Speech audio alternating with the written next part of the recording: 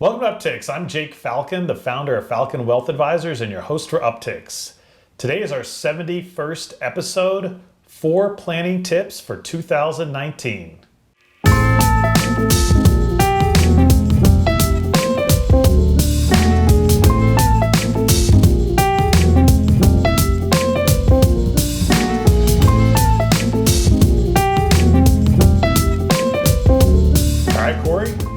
I like doing the intro on my own.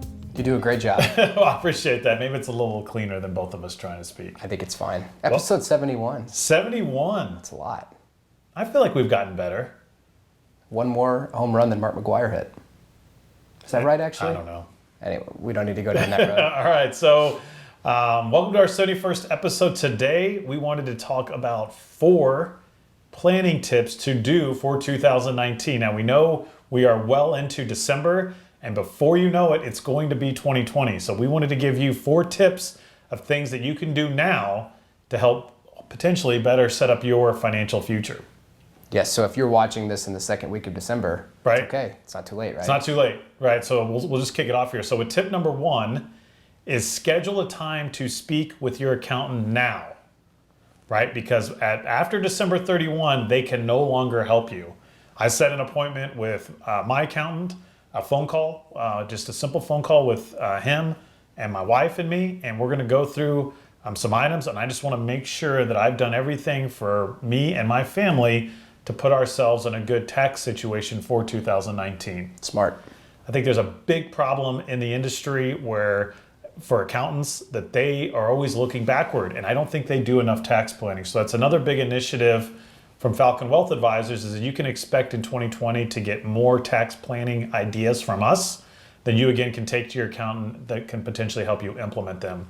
A big one we had that Matt, a team member, worked on for us was charitable giving and making sure that you're getting the most out of your charitable donations. So certainly go through our archives. We've got plenty of shows on that. Matt's written extensively on blogs. And if you have any questions, certainly reach out to us. Yep, absolutely. But if you have ever had that conversation with your accountant when he files your tax return, where he or she says you should have done this or this or this, right now is your chance to be able to avoid the conversation about what you should have done, and you can talk about what you can still do. Right, and accountants should make the time for their clients now, in my opinion, because it's only going to make their job easier when they go to file for you. Because if that way they're not telling you, well, you should have done this, or I wish you would have done this, get that information from them now. That way you can go do it. All right, good. Step number 2, or tip number 2, what do you got for us, Cory? Tip number 2, make sure that your 401ks and your health savings accounts are fully funded. Right, so that's a simple toggle. You can go into whomever manages your 401k. I don't know if they'll let you write a check necessarily, but I think some plans do, but I think it depends. Yeah, you want to check. So, you want to make sure that you're maxing that out. And certainly if you're over of the age 50, I think you can do a catch-up contribution on your 401k. Just want to make sure that if you have some excess money that you're getting the most out of your retirement plan. You, at the minimum, want to make sure that you're putting enough in to get any type of employer match, right? So if your company's matching, you want to make sure that you're taking advantage of that. And then also with the health savings account, that even if you don't necessarily need the money this year, it's nice to put some of that money away, potentially tax-free. Absolutely. Yeah, the health savings accounts are only going to become more and more critical for people. Yep, I agree. And so, take the 5-10 minutes, go log on to your corporate benefits page if you're still working, and make sure you put an appropriate amount in. And certainly if you're working with Falcon Wealth Advisors, that's something that we can help our clients do. So we've got a team of 9 people. We're happy to call in or come into our office and log in with you and take a look at things, make sure everything's done appropriately. All right, what's number 3? So the third is a good strategy that I read the other day, I think from a CPA that sent it to me, was to consider rolling up a mortgage payment. So basically your January mortgage payment, going ahead and paying that early in December. I don't personally do this, but I don't think it's all that bad of an idea. The whole idea is that if you're rolling it up and making that January payment in December, that's potentially more interest that you could be able to deduct off of your taxes. Yep. And so again, if you are deducting your mortgage interest, you could roll up a payment. I mean, what's the difference in paying it on December 31st versus January 1? You still got to have the money. So why not go ahead and roll that up, get that tax deduction this year versus having to wait a whole nother year for it. Yeah, so if someone's on the verge of being close to the itemizing versus the standard deduction, this is something that can make sense for. Yeah. So again, something you'll want to talk to your CPA about helping you calculate the benefits of that. But it is I thought it was a very useful tip that they sent out. So again, something to think about is maybe rolling up a mortgage payment, a few days early and being able to maximize that deduction. Yep. And you have number 4? I do. Tip number 4 is to make sure that you revisit your financial goals. Do you want me to talk about this? Yeah, go ahead. All right. So when we talk about revisiting your financial goals, we hear that term. What exactly does it mean, right? The idea is perhaps if you're still working, this is as good a time as any to reflect on the last year and think a little bit more about, okay, is 2020 or 2021 when I still plan to retire? You know what? Maybe I love my job right now and things are going well and I plan to work a little bit longer. Maybe I need to get serious about figuring out approximately how much money I'm going to need to maintain my lifestyle in retirement. All of those things that we're identifying, that we're using as benchmarks and guidelines for a long-term plan, I'm talking 30 plus years, those goals should be reconsidered because life happens and things change. Absolutely. Yeah. So not a bad time to kick the tires, revisit things. Certainly if you're working with a financial advisor, if they're not proactively reaching out to you to meet, certainly give them a call. Say, hey, I want to just revisit my plan, make sure, reaffirm my goals. And if we need to tweak anything, it's a good time to maybe make some adjustments. Yep, absolutely. All right, so there you go. So 4 tips. So again, just a quick takeaway. Talk to your CPA or your accountant now. Don't wait until January, February, March. Yes. What's done is done. If you can do any advanced planning with your taxes, let's do it now. Let's do it in December before it's too late. Number 2.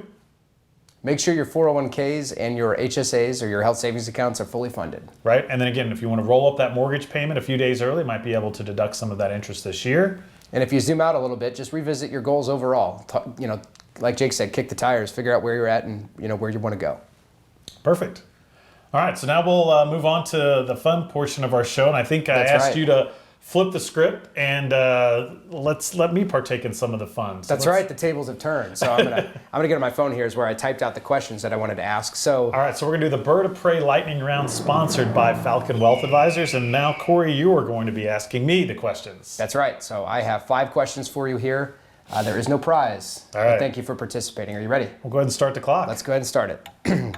First one. How far will the Chiefs go this season? I think they'll play 16 games, and then they'll go to the playoffs, and they'll lose. Okay. I don't know which round. Okay, fair enough. I don't think they're going to the Super Bowl like you predicted last week. Okay. So I guess I think they win one game, and then they lose in the second round or whatever that is. Okay. I don't want that to happen. You heard it here first. I want them to win the Super Bowl, but I don't know. Fair enough. I don't know. What is the lowest round of golf that you think you can shoot in 2020? Ooh, the lowest round that I can shoot. My lowest ever is 69. That's pretty good. I think this year I shot 73. I think with actually one of your clients, believe it or not. So for next year, I'll just say I want to break par. So depending on where I'm playing, if I'm playing at Wolf Creek, that would be 71. If I'm playing at Mission Hills, that'd be 69. I think that'd be a fun goal. Nice. So Okay. I want to break par in All right. 2020. I like that. When will the next recession occur? I don't think until probably 2022 at this rate. Things look too healthy right now with the economy. I think it would take a recession is technically 2 consecutive quarters of negative GDP. I don't think that's going to happen in 2020, and I don't think 2021, 2022. Okay. Somewhere in there. Who wins the election next November? I don't know. That's a really because we don't even know who's running yet. If you've got to pick one. Bloomberg. Okay. All right. I don't know. Last one. And we'll turn the dial back here. What is your favorite holiday tradition? Interesting. I don't know. Holiday tradition. Don't you and Rachel host a big... We do, but you're asking for my favorite. Yeah. No, I'm just kidding. That's a good time. That's a good one. So we have Rachel's mother's side of the family over. That is a lot of fun. My mom's turkey enchiladas are a good tradition. Sounds good. I like Rachel and I kind of started our own, just opening up presents. She does this. She makes this coffee cake, and she'll drink a mimosa on Christmas morning. I think that's been a kind of fun tradition, and we'll play Christmas music. And this year we've got our dog. Nice. So he'll be. But it's just the two of you guys. Yeah. So nice. I like just being with my wife. Believe it or not, Christmas morning, opening gifts, and just enjoying each other. Yep. So that's probably the newest. Her family has obviously been doing that for years, and my family's been doing that. So. Good. What about yours? The actual, we spend. Is it the pickle in the tree? That's one of them, but it's not my favorite. It would be a cop out to say. I mean, we generally will find time to, like this year, for instance. I'm going to have Christmas morning. Just Cassie and I are going to spend it together. Christmas Eve we'll spend with her family. We're going to get together with my family thereafter. But my favorite tradition, probably actually, I always enjoy putting the tree up. Believe it or not. Do you really? Turn on the Christmas music. I can't stand that. We'll watch Charlie Brown Christmas. You can come put ours up then next year. Well, if Cassie is watching or listening, she would probably say that I'm not a very helpful putter-upper, for the lack of a So what better do you term. do? You just watch Charlie Brown? I kind of help, put it up and supervise and kind of point out what areas need to be fluxed. Well, that doesn't Cassie count. every year reminds me you need to be more involved. No, in that this. does not count. No, But it's fun for me. She probably doesn't like it very much. No, Rachel and I think we've got a 9-footer. you guys got it, yeah. Put it together. We got the lights are the hard part. Yeah. Because she wants them all to look good, and then I think it's more about all the ornaments. No, I know what you mean, but it's more about the fact I think of what it represents, which I think Yeah, is no, I think that's this true. is the time of year from really November and December, the end of the fourth quarter, where people start. It starts with Thanksgiving. I think people are kind of reflecting a little bit on what they're thankful for and what they're grateful for. The kind of just the merriment of the season, spending time with families, remembering what the reason for the season is. It's nice. I like hearing Frank Sinatra music in December for some reason. Me too. I don't like to listen to it in the summer that much. That's but in the interesting winter. point. You're right. I agree. All right, good. So thanks for sharing that. Thanks for the lightning round. Thank you. That's well all done. Well, thank you. That's all the time that we have for today. But then, as always, thank you so much for listening to our content or watching it. If you're watching this on YouTube, a thumbs up or a subscription to our channel would be greatly appreciated. Also, if you're listening to this on your favorite podcast platform, we'd love it if you give us a good rating and also a check mark or a thumbs up on that as well. I'm out there on all the social media platforms, so I'd love to connect with our audience. So you can find me on Instagram, Twitter, Facebook, or LinkedIn. And Cory, what about you?